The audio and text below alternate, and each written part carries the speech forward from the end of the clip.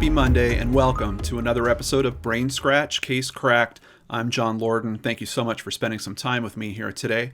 Of course, Case Cracked is the show where we look into a mystery and what is the critical piece or pieces that help solve that mystery. Today's Case Cracked is a little bit different. You're getting a 2-for-1. Today we're talking about two cases where crimes were stopped in the act thanks to Good Samaritans. And you might have remembered we did one episode about Good Samaritans before, so that's why we're calling this one Good Samaritans Part 2. Let's get started with the first story. It's just after the Christmas holiday on December 27th, 2019, and Cody Bird's day started out as it usually did. The North Carolina A&T graduate student stopped off at his favorite Biscuitville restaurant in Greensboro, North Carolina for breakfast before going to his first of two jobs. As he sat eating a chicken biscuit and hash browns, the 24-year-old watched the morning unfold around him. The restaurant was full that morning, and at a table nearby, Mother Heather Owen was just sitting down with her 8-year-old daughter and their tray of food. Her daughter had the day off from school, and Heather wanted to treat her to a special breakfast. As usual, as soon as the two sat down, her daughter instantly had to use the restroom. "Okay," he heard her say. "Do you need me to come with you?" "No," replied the little girl. "I'm okay." "Are you sure?" "Yeah, I'm okay." And with that, the girl got up and headed to the back of the restaurant. As Cody watched her walk by, he noticed something suspicious. Another man who sat nearby appeared to be staring at the young girl in a bit of a strange way, a way that made Cody feel uneasy. His suspicions were confirmed when the man got up and headed to the restroom after her. Fearing the worst, Cody then got up and followed the two as well. The little girl walked into the restroom, but the man who had followed her stopped and stood against the wall outside, waiting. Cody pretended that he was heading into the men's room, and just before the door shut, he heard the women's restroom door open. As he walked back out into the small hallway, Cody saw the man lunge for the little girl. As the man grabbed at the little girl, she screamed and managed to evade his grip and ran back to her mother. That was when Cody confronted the man. While demanding that he tell him if he knew the girl and what his intentions were, Cody noticed that the man became noticeably nervous. After muttering something about trying to send a message to the girl, which Cody didn't understand, the man returned to his table. While Cody checked on the girl and her mother, he noticed that the girl's attacker appeared to be getting ready to leave. As his mind put the pieces of the encounter together, Cody became more and more angry. Quote, "At that moment, I was feeling a rage, like adrenaline rushing. I think I initially wanted to grab him around the neck and keep him from leaving at all costs." Realizing that this would probably get Cody, a young African-American male, into more trouble than the attacker, he tried to talk himself down. Cody also commented, "If I do that, this is going to blow up way bigger than it needs to be. I was just thinking, I don't know how it's going to play out. Is he going to try and say, 'Oh, he assaulted me'?" From there, the man exited the restaurant with Cody following fast behind. When the attacker would not stop and wait for police, Cody began taking pictures, not only of the suspect, but of his truck and license plate as well. As the man sped out of the parking lot, Cody called 911. When officers arrived, Cody gave a statement along with the woman and her daughter. Having lost his appetite, he hugged them both and wished them well before heading to his first job. Within 30 minutes of his call, Greensboro police arrested 55-year-old Timothy John Fry a short distance away near the area of Market and Tate Streets. With the supposed suspect in hand, now officers just needed Cody to positively identify him. It took him only moments to recognize the man's face and truck, but he had one more detail to add. As the man fled Biscuitville, Cody had noticed that his fingernails were painted. He told officers that the man's nails looked like rainbow colors, so it was like a different color for each day of the week. Officers confirmed that detail, and Fry was arrested and charged with kidnapping and taking indecent liberties with a child. Today, he remains in the Guilford County Jail on a $300,000 secured bail, After his identification, when he was brought in for questioning, officers stated that Fry admitted he intended to kidnap the girl and that he found her sexually attractive. According to several reports, he was also planning on trafficking her. Investigators found that Fry had previously been diagnosed with schizoaffective disorder, a mental health condition that can include symptoms of schizophrenia, such as hallucinations or delusions, as well as mania and depression. With that diagnosis, a judge felt that an order for a mental health evaluation was needed to determine Fry's competency to stand trial. There are no current updates on the status of that evaluation or further court proceedings at this time. Ronald Glenn, a spokesperson for the Greensboro Police Department, wanted the public to know how much they appreciated Cody's observant nature and bravery to step forward. Quote, "First and foremost, his actions prevented a situation that could have been much worse. It's a hope that everybody in the community is that aware and that willing to help. The fact that he was willing to step up and do that is tremendous." A month after the incident, Biscuitville awarded Cody Bird with free food for a year. His mother, Charlotte Bird, couldn't be more proud of her son and was there to share his first free meal. She applauded his bravery as well as his intelligence, stating that in May, he would have his master's degree in computer science. She did state, however, that his actions also gave her pause.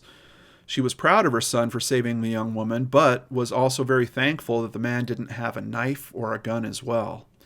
Cody doesn't consider himself a hero. He added that everybody should feel responsible for looking out for children. Quote, "You know these types of things happen. You see them in the media, but you never think that you might actually be in one of those situations. I just tried to do what was right. Make sure children are protected, because it's not just the parents' job to protect them, it's everyone's." Well, I don't know about you guys, but I personally feel like Cody is indeed a hero. And there's one aspect of this story that really sticks out to me. That's the painted fingernails. I'm wondering, was that some type of mechanism that would be used to open up conversation with young girls or something along those lines? It's a strange component to this whole story, and I'm very curious what you guys think about that. In terms of what Cody did, what a great idea to take those pictures. And it was also a solid idea to get the child safe and to not escalate any physical altercation. I think that his instincts to really try to talk himself down and to act smart in what were going on were spot on. And I think that it's a great lesson that all of us can learn from. Our phones can be such important devices in moments like this. Some say a hero is made in a moment, and I'm so thankful that Cody saw that moment and acted on it in the way that he did. Now let's continue with our second case on today's Good Samaritans episode. The morning of May 5th, 1979 started out quiet enough, but before it ended, editor Garland Reeves of the Birmingham, Alabama News would cover a story unlike any other in his career. A newsroom's police scanner had lit up that morning with a strange report from local motorists. They claimed to have seen a hand sticking from the trunk of a beat-up beige Dodge car driving around the 2059 interstate. Interested, he sent intern reporter Mark Wynn and veteran photographer Jerry Ayers out to drive the freeway and see if they could find the car. After all, they had the same information as police. Maybe they could be of some help and get a great story at the same time. From the start, Ayers believed that they had a simple prank on their hands. Just recently in a joke store, he had found a rubber hand that you could attach to a car trunk to create the illusion of a person being caught in your trunk. As he shared that with Wynn, the two men laughed, convinced that they had solved the mystery that had the sheriff's department on alert. Doubting they would actually find anything, the two set out and drove the Alabama freeway for some time before they decided they were probably correct about the gag and it was time to just call it quits.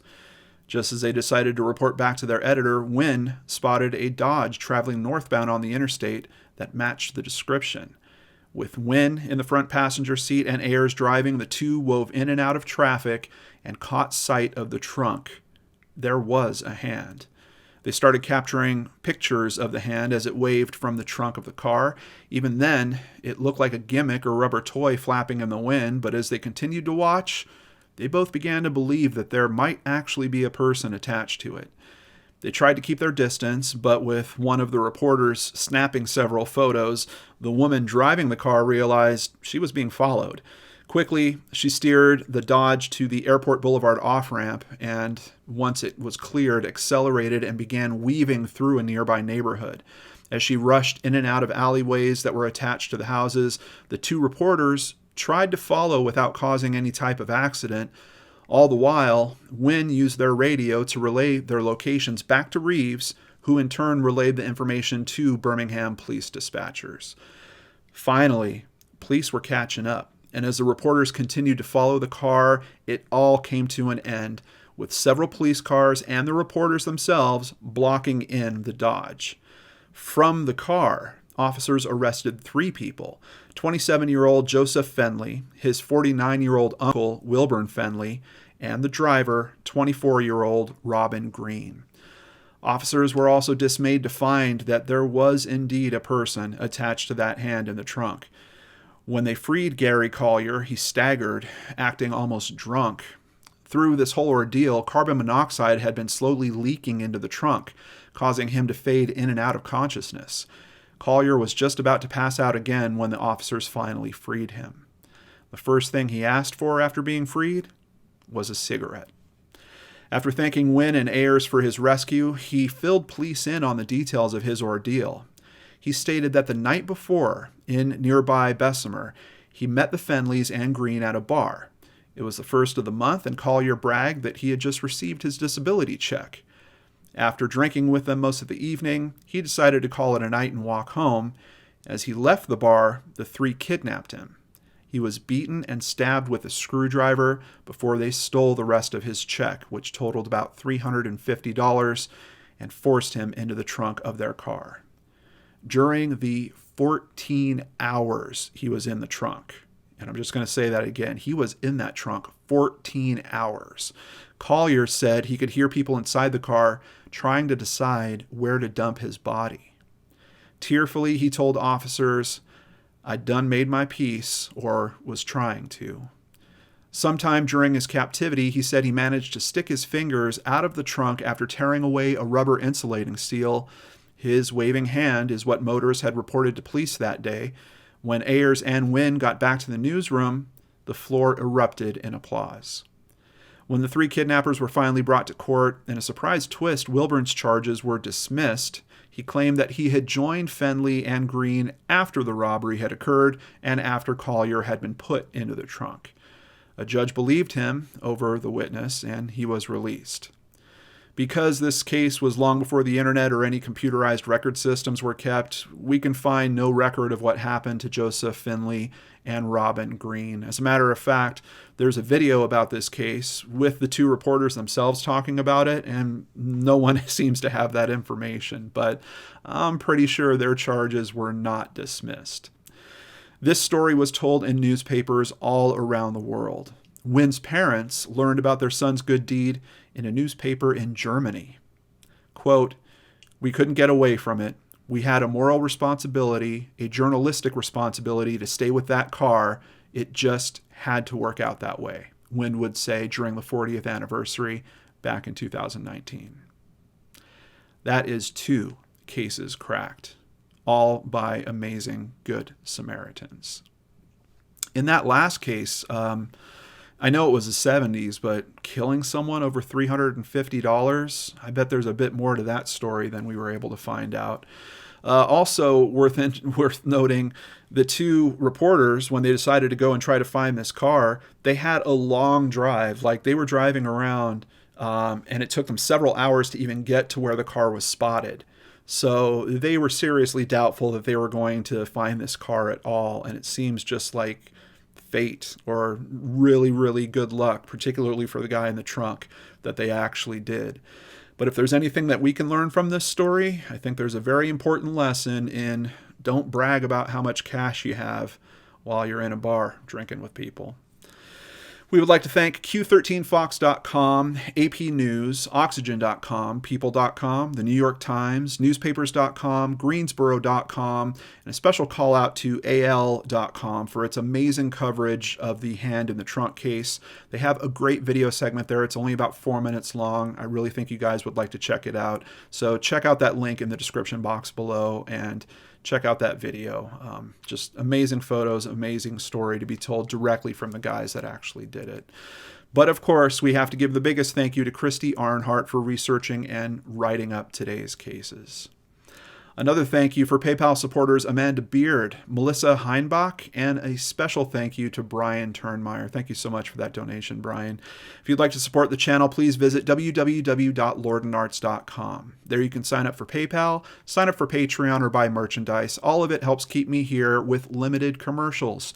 You'll notice we never let YouTube inject ads in the middle of our presentations, and sometimes we have to go completely without their ads to be able to freely and properly discuss these cases. I appreciate anyone that can help in that way, and together we'll continue learning about justice, how to keep ourselves and our families safe, and of course, get to spend more time with each other. I'll see you again on Wednesday with a brand new episode of Searchlight right here on the Lord and Arts channel.